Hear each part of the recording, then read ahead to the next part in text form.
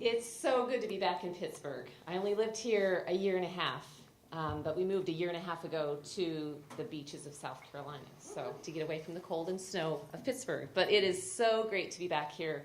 I'm originally from Idaho, where there's also snow and cold, but also a lot of beauty. But I fell in love with this city and the people in the brief year and a half that I was here, and so it's neat to be back in the city. I'm very passionate about a lot of things. And I finally decided a couple years ago that I was going to cross some of those things off my list. And one thing was that I wanted to write my first children's book, and that is currently, we're working on the cover design. The book has been written and illustrated, and my publisher out of New York City is really tickled and excited about it. So check that off my list, right? I also wanted to hit all 50 states by the time I was 25. Well, I'm 44 now, so that didn't happen. But this summer, for my daughter's 13th birthday, I'm taking her on a Disney cruise, and we're going to go to my 50th state and her 39th. So check that off my list, right? But I'm finally doing things that I've always been nagging me, that I've wanted to do, also living by the beach. So we now are doing that, so check that off my list. Another thing that has always been nagging at me, and this is the year that I'm really going to start doing something bigger about it, is what I'm going to talk about right now. I feel so prompted to do more, and I have sat by for too long, more than about 12 years. I've sat by too long and let unfortunate things happen that I think maybe I could have done more. So that's what I'm going to do, and I'm hoping that we can all partner together to do some big things. Let's see. So it's not the title of a news anchor, an actress, or a model. It's not Rising Star Award winner in my network marketing company. It's not successful founder of Fast Fit Body Sculpting Global. But the title that I'm most proud of is Mom. That means a lot to me because I was not called Mom for so many years. And people actually would think that I chose to not be a mom on purpose and that I was more focused on me and my career. And I'm very happy to always hear my daughter call me Mom, Mom, Mom. She can't say it enough. And that's not a title that everyone wants. So I'm going to talk about something very difficult but absolutely important. And I want you to take back this information to everybody you know. And please share it on social media, hashtag Safe Haven Babies and all of those things. I need your help because it's going to save some lives. And it's going to actually save more than one life. It's not going to just save the life of an unwanted newborn who often gets thrown away in a dumpster, but it's going to save the life of that mom who is generally the person that's involved in that situation. So I'm going to briefly run through 3 really quick stories. The first one, last summer in Myrtle Beach, South Carolina, a mom who also had a 2-year-old child, she gave birth to a baby and allegedly is the one, she even admitted it, that she felt so helpless that she threw her hours-old baby in a garbage bag in that dumpster. Fortunately, neighbors heard the muffled cries of that baby and opened up the bag and found the baby there, nearly suffocating in the hot summer sun. But the mom is now, she's a 23-year-old woman. She turned herself in after seeing the news reports that the baby was actually found alive. So she turned herself in, and she's now facing attempted murder charges. Just last month, a woman in California walked into a Subway restaurant where she was heard moaning and crying in the bathroom, and then she came walking out of the bathroom about 15 minutes later, and they saw a trail of blood. And they were able to track her down because of the trail of blood, but they also heard a baby crying in the bathroom. And there was a newborn baby drowning in the toilet. That didn't have to happen. The one in Myrtle Beach didn't have to happen. And then another one in my home state of Idaho is a really sad story. New Year's Eve, a police officer found this duffel bag, this diaper bag, as he was driving down a quiet little road, and this police officer stopped and picked up the bag thinking it was just someone's lost property. Do I even need to tell you what was inside? So they had a funeral for this little baby. They named her Angel Rose, and that's just a heartbreaking image to see. It doesn't have to happen. If you don't want your baby, there are safe places to take the baby. It is a law in all 50 states, and we need to promote that law more. I don't think that not everyone here understands that you were the reporter that made all this happen. So please, just tell us that. Okay. All right. So this is how it started.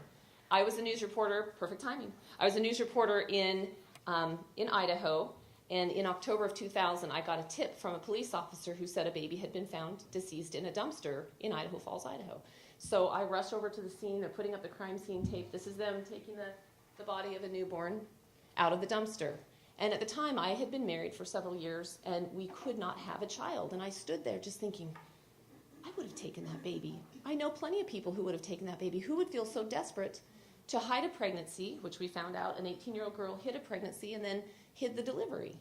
She was 18. She lived with her father and her brother, wore big shirts, right? Delivered in the bathroom, took the baby, put it in the dumpster, went back in the house and pretended as if everything was fine.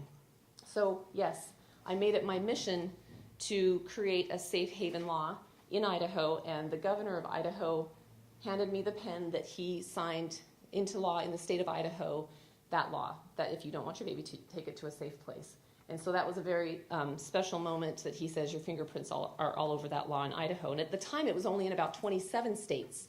And since then, then it became in many other states. So here's in July of 2003, just a couple years after that law was passed, a mother knew about the safe haven law in Idaho, and she delivered this little baby in the hospital. And then she wrote a note on a hospital pamphlet and said, please give this baby to someone else. I can't have this baby. And she walked out. And so the next day, I get a phone call because we were on the adoption list to adopt a baby, and I got that little baby. Isn't that kind of neat?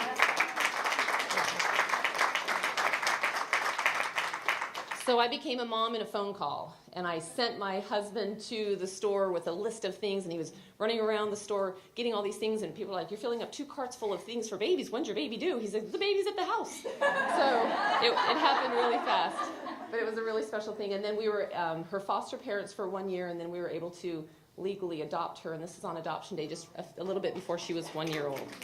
So she's my little girl. Oprah Winfrey invited me to be on her show to tell that story. If I get this to change. There we go. So more than 25 unwanted newborns have been saved in Idaho since the law was passed. I also helped get the law and lobbied it in other states to have it happen, and now it's in all 50 states. And Oprah called out a few states while we were on the show, and she says Alaska and Nebraska and Hawaii and all that. So it's now everywhere, and I need your help in just promoting the law. It takes just a couple sentences in a post and a discussion at the table, because you don't know who is hiding a pregnancy or feels so desperate. They don't need to face murder charges, and those babies do not need to be abandoned. And thousands of babies have died and are buried in graves named, Angel Rose and Baby Hope and all those things, and that does not need to happen. And I am so thankful that I was able to be on this show in front of millions of people to talk about that. But this is Lily now, and she's fantastic, and I'm so thankful to be her mom. So I want to just touch on real quick the things that you need to know. It allows you to safely surrender the baby at places like a hospital, police station, fire station. But the issue is every state is different. It protects those parents. But here's the difference. In Pennsylvania, you can safely surrender your baby at either a hospital or a police department within 28 days of the child being born. But guess what? In neighboring Ohio, you have 3 days.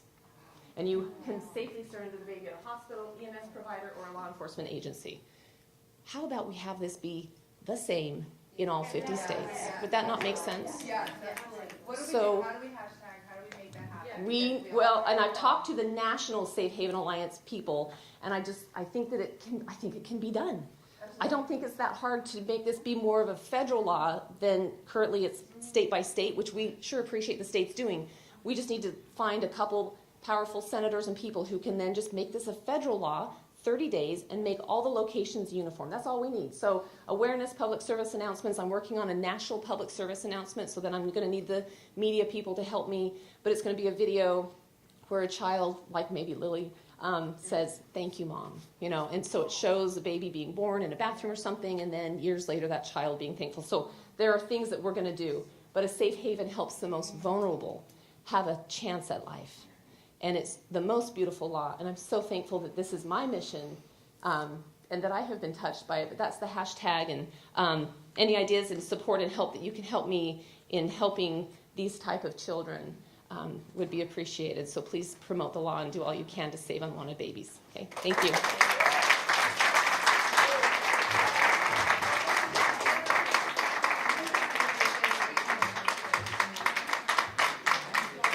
Your friend and a sister. You're a true global sister. So we do have the Facebook page, the the Global Sisterhood Common Threads page that has now been open up to everybody. It used to just be the top 100 women that were in the books, but I want you to spearhead a campaign for that so that we can get that, like on one day, like let's get the press going, let's get the hashtags popping, and just make that happen. Let's get that a law. Thank you. Okay, honey. Okay. I'm so Thank proud you of so you. much. Thank you. Amazing.